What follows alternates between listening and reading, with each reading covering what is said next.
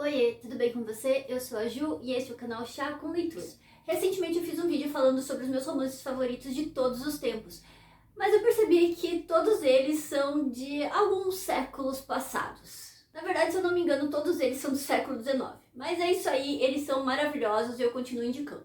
Mas, todavia, entretanto, eu fiquei pensando se os romances escritos hoje em dia, os romances mais atuais, não se equiparam a esses livros, não tem algum romance atual que seria tão bom quanto esses romances mais antigos. E a resposta que eu cheguei foi que não, realmente. É óbvio que tem livros atuais que são maravilhosos, que eu li, eu amei tanto a escrita quanto a história em si, os personagens, eu vivi aquela história junto com os personagens e eu amei, óbvio. Mas se for para comparar, eu realmente acho que os livros que eu indiquei no último vídeo são realmente muito mais profundos. E realmente são livros que são para todo mundo, qualquer pessoa pode ler. O problema foi que eu decidi arbitrariamente colocar a restrição de que esses livros, essas indicações deveriam ser livros únicos.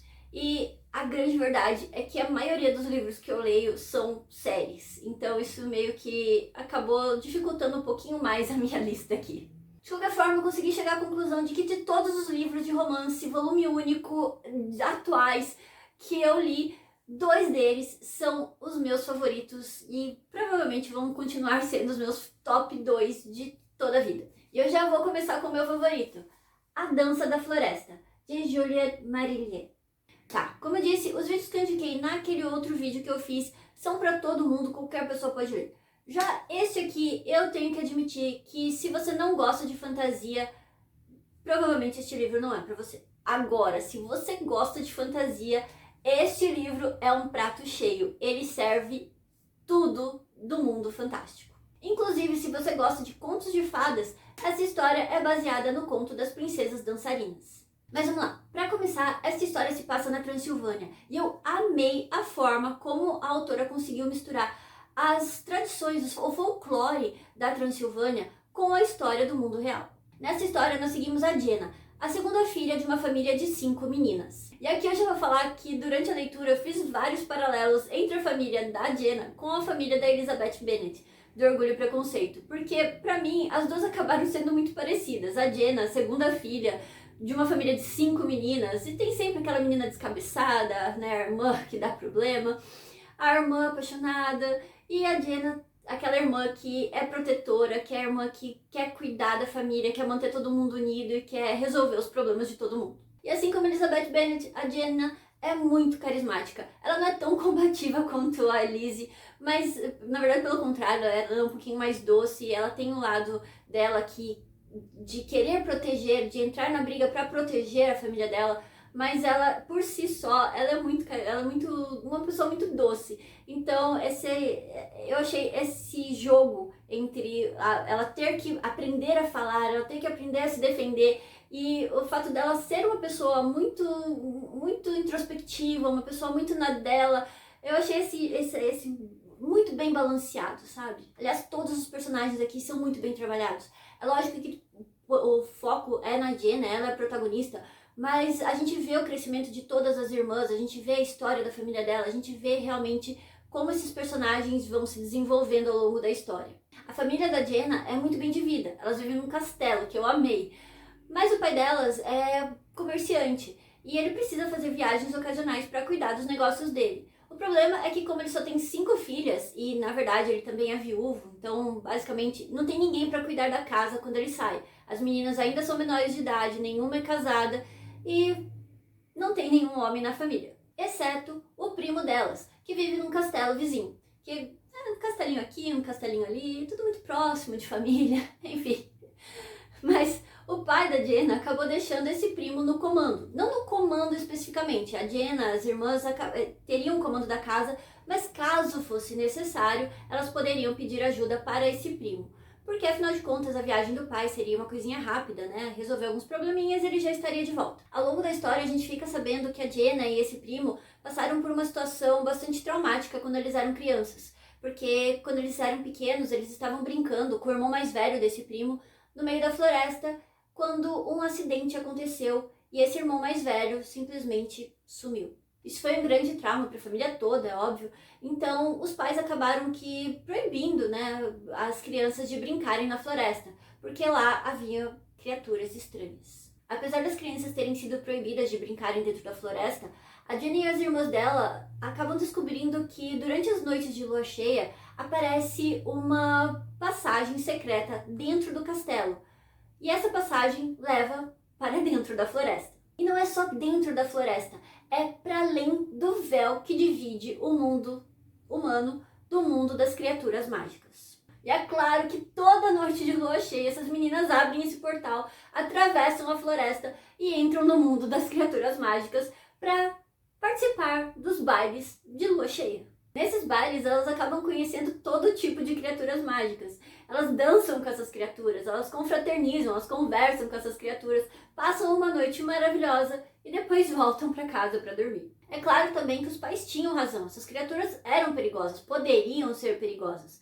Mas as meninas acabam descobrindo, aprendendo a socializar com essas criaturas, aprendendo quais são as normas de etiqueta desse mundo mágico para se resguardar e conseguir conviver ali em harmonia e não se colocarem em perigo. Acontece que um dia uma comitiva de outras criaturas mágicas aparecem nessa floresta.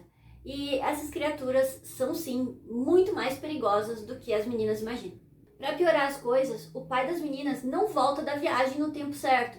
E o pior é que isso aconteceu no meio do inverno e as passagens para as montanhas onde eles moram acabam se fechando quando neva muito. Então, se ele não chegasse a tempo para passar antes da nevasca cair, ele ficaria realmente fora, eles ficariam sem contato, sem chance dele conseguir voltar para casa e saber se ele realmente poderia voltar para casa, se estava tudo bem com ele. Com esse atraso, o primo, que deveria só auxiliar em caso de necessidade, acaba meio que tomando poder sobre toda a casa e sobre as meninas. Ele simplesmente toma todas as decisões e não ouve ninguém, ele faz o que ele quer na casa delas. E aí que a Diana descobre que, apesar de ela ser a dona da casa, ninguém vai dar ouvidos a ela, porque ela é uma menina de 16 anos e quem está no comando é, de fato, esse primo.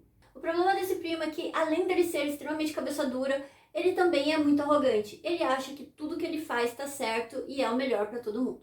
E uma das decisões que ele tomou foi que ele se casaria com a Jenna.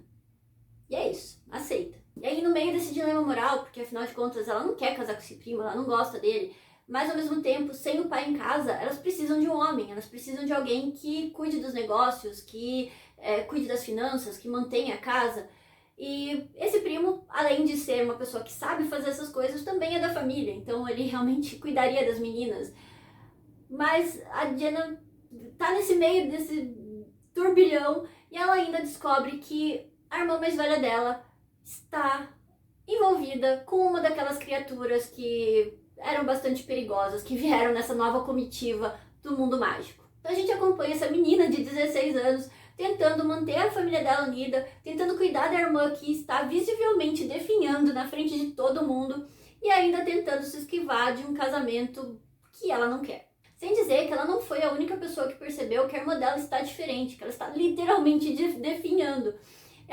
As pessoas percebem isso e esse primo percebe isso e ele acaba colocando a culpa do que está acontecendo, e ele tá certo na verdade, mas ele acaba culpando as criaturas mágicas. Então ele declara guerra à floresta. É óbvio que isso era muito perigoso para as pessoas envolvidas, mas também muito perigoso para as meninas, que continuaram a frequentar os bailes da lua cheia. Eu paro por aqui porque eu realmente espero que você leia este livro, porque ele é realmente maravilhoso, vale muito a pena ler. É muito bem escrito, a história é muito bem desenvolvida. A gente vai descobrindo sobre os personagens, sobre cada um deles. A gente vai vendo os traumas, o porquê eles tomam aquelas decisões. A gente descobre sobre as criaturas mágicas, sobre o folclore da Transilvânia, sobre a própria Transilvânia mesmo, ali, as pessoas, as tradições deles. É uma história muito, muito boa mesmo. E antes que você me pergunte, ué, mas cadê o romance? Eu já vou te dizer que tem sim, e é muito fofinho. Mas eu também tenho que admitir que é bem pouquinho.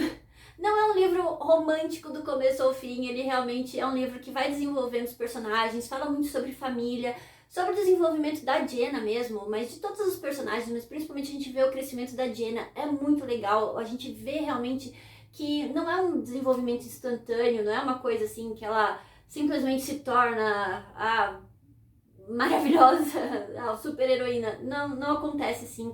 Ela vai se desafiando aos poucos, ela vai se descobrindo e ela vai realmente se pondo no lugar que ela gostaria de chegar. Então, se você quer um romance meloso, eu lamento informar que este livro não é pra você, mas mesmo assim, vale muito a pena ler. Leia o seu romance meloso, depois volta neste, ou leia este e vai pro seu romance meloso, porque este aqui é maravilhoso, eu garanto pra você. E o segundo livro da minha lista é O Colecionador de Desejos, de Mia Sheridan. Este foi outro livro que me deixou obcecada, eu não conseguia parar de ler essas duas histórias. Eu ficava antecipando os momentos que eu teria livre para conseguir ler, nem que fosse só um capítulo, porque eu precisava muito saber o que estava acontecendo. Diferente do livro anterior, este aqui não tem magia, não tem fantasia, é um livro que se passa no nosso mundo, mas tem só um pouquinho de sobrenatural. Essa história se passa em Nova Orleans, e aqui a gente segue a Clara, que é uma bailarina muito boa, mas ela na verdade é muito técnica. E as pessoas acabam reclamando, né, as professoras acabam reclamando que ela não tem alma. Ela é muito técnica, ela entrega tudo da técnica, mas falta aquela emoção da dança, da história, sabe? Mesmo assim, ela conseguiu esse trabalho na companhia de balé de Nova Orleans. E ela se mudou pra lá. Ela não era de lá, eu não lembro de onde ela era, mas ela acabou se mudando pra Nova Orleans e totalmente sozinha nessa cidade desconhecida, ela estava tendo uma certa dificuldade de se adaptar. Mas aí ela descobriu o Muro que Chora. Essa é uma lenda urbana da cidade, que existe nessa fazenda um muro que acaba concedendo desejos. Então os moradores da cidade vão até esse muro, escrevem seus desejos num papelzinho e jogam lá pra dentro da fazenda. E se o muro chorar, o seu desejo vai se realizar. A Clara ficou encantada com essa história e é óbvio que ela foi visitar essa fazenda também e também deixar o seu desejo ali no muro. E é aí que ela conhece o dono da fazenda, o Jonah. O Jonah era um advogado em ascensão, muito bonito, muito rico, de uma família meio que amaldiçoada, mas mesmo assim de uma família influente ali na região e muito inteligente. Ele conseguiu um cargo numa firma muito influente ali também, uma firma de renome na cidade. O problema foi que depois de uma causa que ele estava representando, a pessoa que perdeu acabou cometendo um atentado.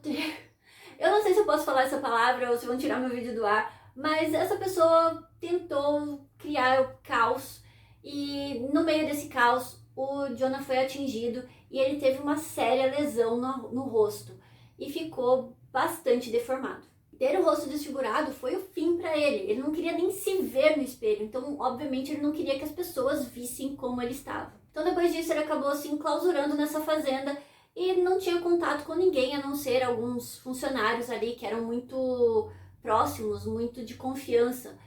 E um dos passatempos dele era ir até o muro para ouvir as lamentações das pessoas, os desejos das pessoas, que na verdade ele detestava. Convenhamos, as pessoas iam lá jogar lixo na propriedade dele, né? Não tinha como ficar feliz. E foi num desses dias que ele conheceu a Clara. Na verdade, eles não se encontraram, né? Tinha um muro ali na frente deles.